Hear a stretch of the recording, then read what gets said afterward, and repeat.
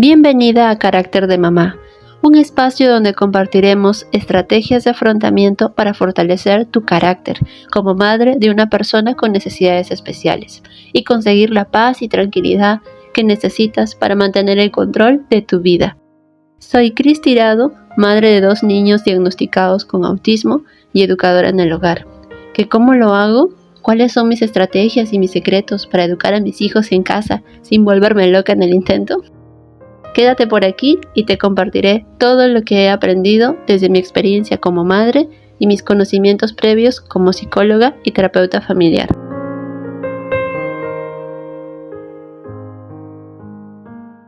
Hoy es 17 de marzo de 2025, mes de la mujer.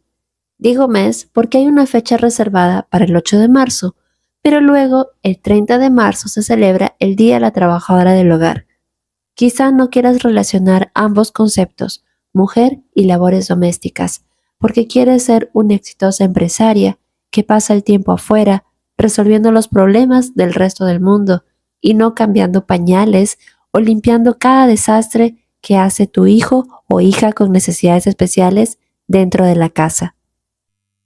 No se trata de restarle importancia a la vida en el hogar, pero he escuchado a varias madres decir que se sienten impotentes o frustradas por no desarrollarse en el ámbito laboral debido a que tuvieron que quedarse en casa, cuidando a sus hijos y realizando las labores del hogar. De hecho, yo también lo pasé. Y antes de contarte el proceso que atravesé para aceptar mi nueva realidad, quiero compartirte un nuevo libro que llegó recientemente a mis manos. Hace un par de semanas ingresé a un club de lectura donde empezamos a leer el libro Destellos de la Gracia, valorando el Evangelio en la rutina del hogar, cuya autora es Gloria Furman, madre de 4 niños, quienes eran pequeños cuando ella escribió este libro. Así que en algo ella comprenderá tu situación y la mía.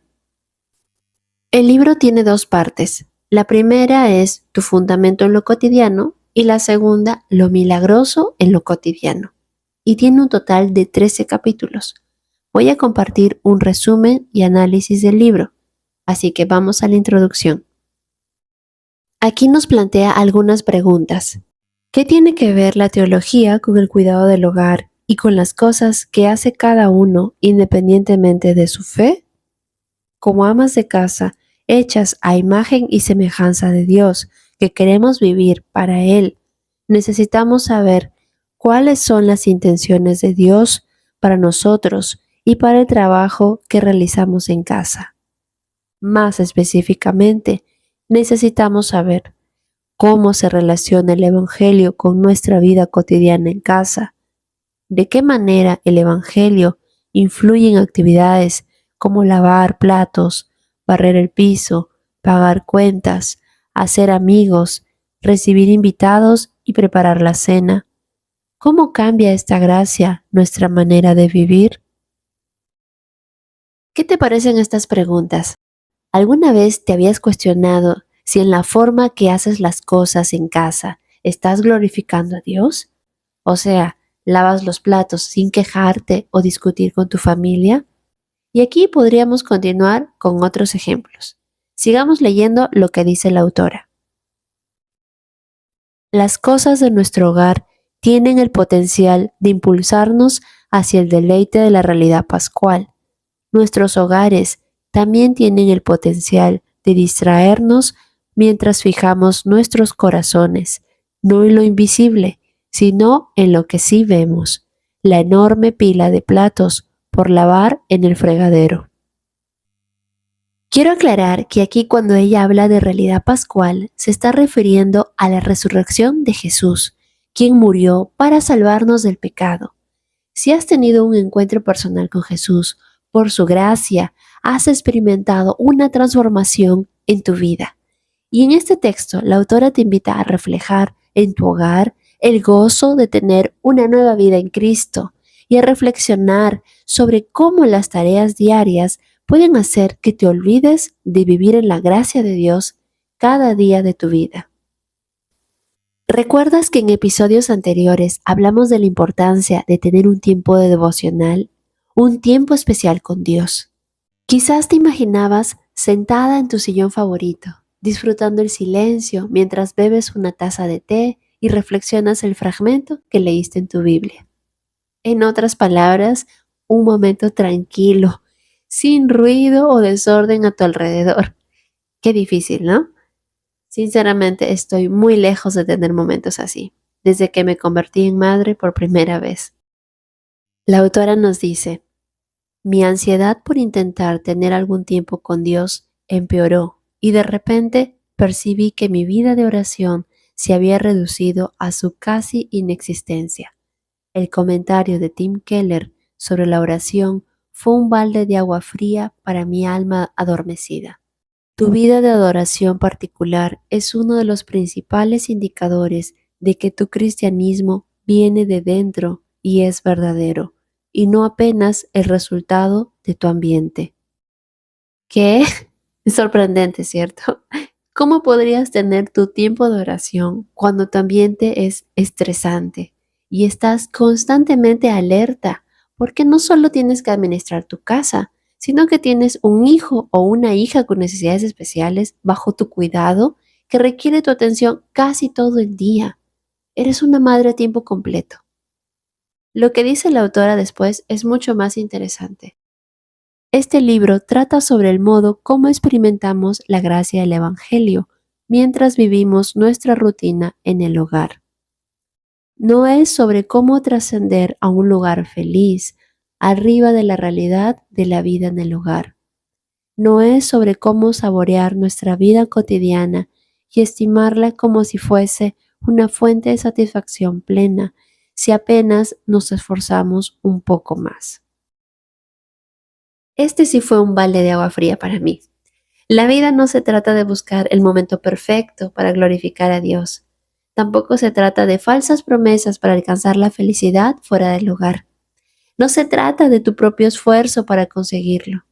Entonces, ¿qué hacemos? La autora nos da algunas pistas. Sin el conocimiento de Dios, no tendríamos esperanza de ser sabios padres, cónyuges, amigos, barrenderos de piso o pagadores de cuentas. Pero como Dios resucitó a Jesús de entre los muertos y le dio gloria, nuestra fe y esperanza está en el Señor, como dice en 1 de Pedro, capítulo 1, versículo 21, y no en nuestras circunstancias pasajeras o en la comodidad de nuestros hogares y rutinas meticulosamente planeadas. Así que existen infinitas posibilidades de cómo el Evangelio se aplicaría a nuestras vidas y la de nuestras familias. Solo tenemos que poner nuestra confianza en Dios. En el episodio 16, tu mapa de sueños y tu plan de vida, y en el episodio 39, el secreto de la felicidad, hablamos de los planes, que es bueno escribir tu plan, pero este tiene que estar alineado a los planes de Dios. Conforme me sumerjo en este nuevo libro, voy comprendiendo que Dios va a realizar una obra maravillosa en mi vida, incluso mientras estoy dentro de casa, lavando los platos, por ejemplo. Antes de continuar con el capítulo 1 de este libro, debo comentarte que los fragmentos que estoy leyendo pertenecen a la versión en portugués Vislumbres da Gracia, y estoy compartiendo mi propia traducción al español, así que es posible que cuando compres el libro en español algunas palabras no coincidan tal cual con el texto leído. Siguiendo con la lectura. En la parte 1, tu fundamento en la vida cotidiana, empezamos con el capítulo 1, pronóstico del día, lo cotidiano con 100% de posibilidades de ser milagroso. La autora nos habla de sus propias experiencias dentro de su rutina diaria, su actitud ruda y grosera frente a su marido por la sobrecarga de actividades que ella tiene en casa y una actitud autocompasiva como si ella fuese la que se está sacrificando por los demás y esperase un reconocimiento. Creo que a ti y a mí nos ha pasado, después de pasar una mala noche cuidando a nuestros hijos con necesidades especiales, y luego levantarse por la mañana siguiente para limpiar la casa y preparar el desayuno. Ponerse de mal humor por no recibir apoyo o siquiera un gracias del resto de la familia. Y más adelante, la autora cita a Paul Tripp diciendo: si Dios no gobierna tu vida diaria, entonces Él no te gobierna a ti, porque es ahí donde tú vives. Esto quiere decir que tus decisiones, tus pensamientos y tus acciones deben estar dirigidos por Dios. Y si no es así, entonces no le estás reconociendo como tu Señor. ¿Has leído Colosenses capítulo 3, versículos del 23 al 24? En la versión NBLA dice: todo lo que hagan, háganlo de corazón, como para el Señor y no para los hombres, sabiendo que del Señor recibirán la recompensa de la herencia. Es a Cristo el Señor a quien sirven. Este texto bíblico lo aprendí a los 21 años, mientras trabajaba en una ONG cristiana, no para concentrarme en la recompensa económica que recibiría o en la carta de reconocimiento de mi jefa, sino para comprender que Dios estaba observando lo que yo estaba haciendo y cómo lo estaba haciendo. Así que estoy llamada en cada momento de mi vida a hacerlo todo con agrado, porque estoy glorificando a Dios con mis acciones. Ahora, ¿cómo lo traslado a mi hogar? La autora nos dice: si debo cumplir o no mi objetivo de glorificar a Dios en todo, no estaba en mi cuestionamiento. Yo sabía que vivir para su gloria debería ser mi mayor alegría. Mi problema era simplemente ¿cómo? ¿Cómo puedo doblar la ropa y separar peleas entre hermanos para la gloria de Dios cuando estoy tan propensa a fracasar por causa de mi pecado? ¿Cómo el Evangelio me convierte en una mujer que limpia con pasión baños y narices sucias como para el Señor? ¿Cómo el Evangelio me hace una mujer que se preocupa en honrar a Dios en la manera con que dobla la ropa o sirve la cena? ¿Cómo mi ciudadanía en el cielo cambia la forma como administro mi casa? Quizá tú también tengas muchas preguntas de cómo glorificar a Dios en tu día a día, cuando tu hijo aún no aprendió a hacer la popó en el baño y ensucia el piso de la sala, o cuando estás tratando de enseñarle a comer verduras, pero él se come la servilleta, o estás tratando de que aprenda a escribir su nombre en su cuaderno, pero raya las paredes y los muebles. Parece tan desesperante a veces, pero la oportunidad de crecer en santidad está allí, en esos momentos que son parte del día a día. La autora dice: exactamente donde estamos podemos tener destellos de la gracia al aprender pasajes como Colosenses capítulo 3 versículo 1 al 3, que dice: si ustedes pues han resucitado con Cristo, busquen las cosas de arriba, donde está Cristo sentado a la diestra de Dios. Pongan la mira en las cosas de arriba, no en las de la tierra, porque ustedes han muerto y su vida está escondida con Cristo. Poderosamente, Dios da vida a nuestro ministerio y realiza nuestras obras mediante la fe. Citado en 2 Tesalonicenses capítulo 1 versículo 11. Por lo tanto, aquel pañal sucio puede ser un medio significativo de la obra transformadora de Dios en tu vida. Ahora yo te preguntaré, ¿has experimentado esa transformación en tu vida? ¿O aún te parece difícil de conseguir y estás pensando en darte por vencida? No eres la única que ha pensado así. Muchas veces nuestras preocupaciones y ocupaciones del día nos distraen de nuestro objetivo. A veces cuesta tener las metas claras. Pero aquí la autora nos explica que no podemos alcanzar la santidad por nuestro propio esfuerzo y nos comparte sus pensamientos mientras realiza las labores de la casa. Podría simplemente volver a los platos sucios, refunfuñando para mí misma y haciendo comentarios sarcásticos sobre cuántas veces te hice recordar, esperando avergonzar a mi esposo al punto de hacerlo confesar, sinceramente, cómo él estaba equivocado y yo estaba en lo cierto. ¿Cuándo es que esa estrategia funcionó realmente? La autora es consciente de que no es adecuado confrontar al esposo de ese modo. Y se repite a sí misma el versículo de Filipenses capítulo 2 versículo 14 que dice: hagan todas las cosas sin murmuraciones ni discusiones. Cuando ella esté lavando los platos y su esposo pase por la cocina, ella recuerde controlar su lengua y no discutir con él. Viendo la situación desde fuera, opinamos que no debería discutir con su esposo, y menos delante de los niños. Pero cuando estamos dentro del conflicto, realmente no sabemos cómo parar. Tener algunos versículos de la Biblia a la mano ayuda muchísimo, ya sea que lo hayas memorizado, o lo tengas escrito en un papel, o lo hayas colocado en un cuadro, con tal que lo puedas recordar en momentos como este. La autora reconoce haberse felicitado a sí misma por haber dejado de hacer comentarios ofensivos, pero también está convencida de que tiene un problema de autoaprobación y dice: al final del día estoy inmersa en la autoaprobación, ya sea regocijándome en el orgullo o deprimiéndome en la culpa por el hecho de que podría haber hecho un mejor trabajo.